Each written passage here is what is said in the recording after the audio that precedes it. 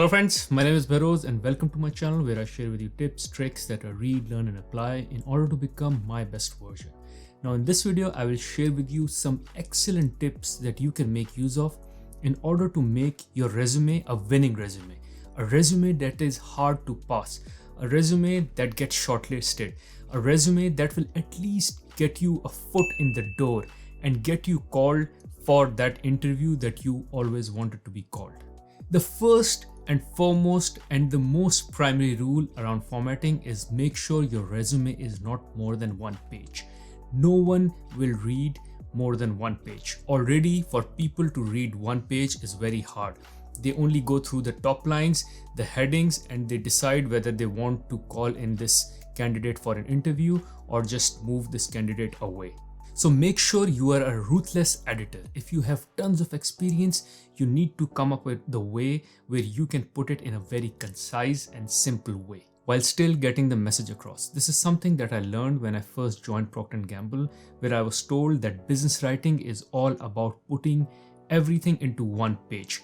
It serves two purposes. One, it clarifies your thinking, because if you cannot put something in one page, it means you are really not clear about it. And second, and most important, is that the management to whom you will be sending these business proposals or business documents, they won't be able to read much because they don't have time. They'll open up a document, they'll try to read the first few lines, the summary, and if they don't understand what the document is about, then the proposal is out of the window. So make sure your resume is not more than one page. It is written in a very concise, simple and clear manner that anyone who looks at the resume can quickly read through the key highlights, can quickly understand what you are about, what you're trying to sell, and can quickly understand what are your key highlights. Because another issue with having a long and very verbose resume is that there may be some critical things that you want to highlight and you want to call out.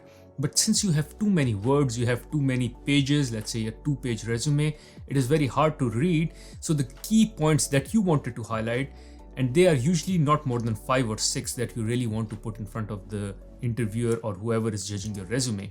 But if you have a verbose resume, which is very long, you may lose those 5 points somewhere, and the person who is trying to scan through the resume may miss those 5 points. And if he misses those key 5 points that you are actually about, then my friend, you've lost the chance of passing your resume to the next stage. Now, one quick tip in order to reduce a long document is to look for bullets or sentences that are overspilling slightly into the next line and try to reduce them. Because for instance, if there is a sentence or a bullet which is taking 2 or 1.5 lines or 2.5 lines, you can certainly get rid of that half line and make it either 1 or 2 full lines.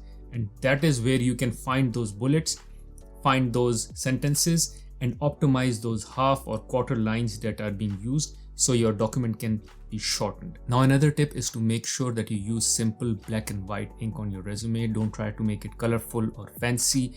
The recruiters are only interested in your accomplishment and not the way the resume looks in terms of its colors and fanciness. Make the font and the size very simple and easy to read.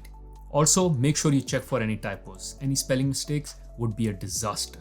Number 3, make sure that you save your resume and send it in a PDF format. Number 4, skip the objective. Every interviewer or recruiter, they know what your objective is. Your objective is to land a job in their company, and that's why you're sending your resume. So skip that piece. The real estate on resume is very important. No need to put the objective on top of the resume or anywhere else. Next is make sure that you put everything that you have to call out in your resume in bullet format. It should not be a paragraph, or it should not be a story that you're trying to tell. You should make it very simple to read, and hence there should be bullets which should not be more than 1 line or at max 2 lines.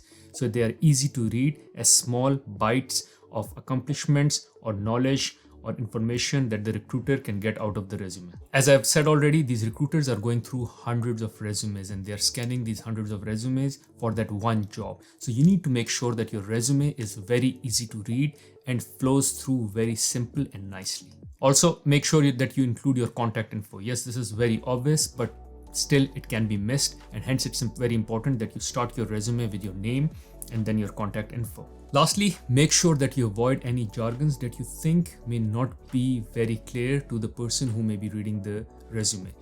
Very commonly used jargons are, let's say, YOY, year on year, versus year ago, YA, so on and so forth. Just make sure that whatever jargon you use is not a jargon which is very specific to your company, rather they are very universal jargons.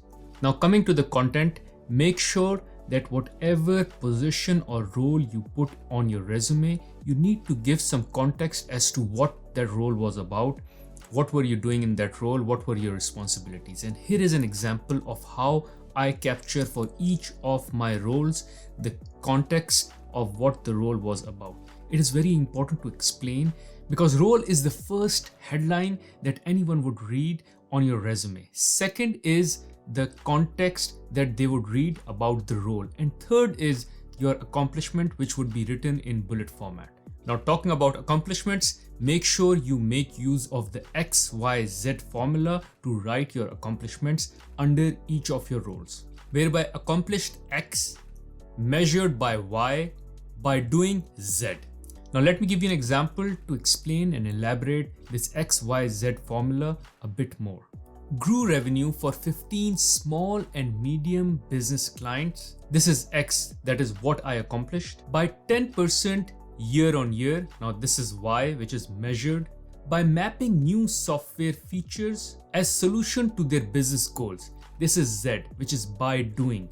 So accomplished, growing revenue of 15 businesses. Measure was 10% year on year growth. Doing was mapping of the software features. Now, not every accomplishment may have an impact or a result, but make sure at least 80% of your accomplishment listed on the resume should have some result to it.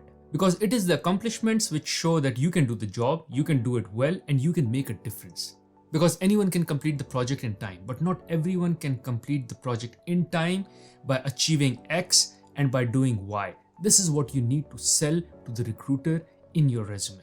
So if you're struggling with the impact, think of what is that you had uniquely done in that particular project. What did it cause? What was the result or the outcome of that particular project? This is the impact. And how did you measure that outcome, the result and the impact of that particular project? This may be one way in which you can think of putting the result or the impact of that particular accomplishment. Next, under the content is to make use of strong verbs. Start your every accomplishment with a strong verb in past tense. Strong verbs are, for instance, led, and a soft verb would be assisted. Because you want to present your leadership on the resume, hence use strong verbs like led versus soft words like assisted. Also, try to use verbs which are relevant to your role.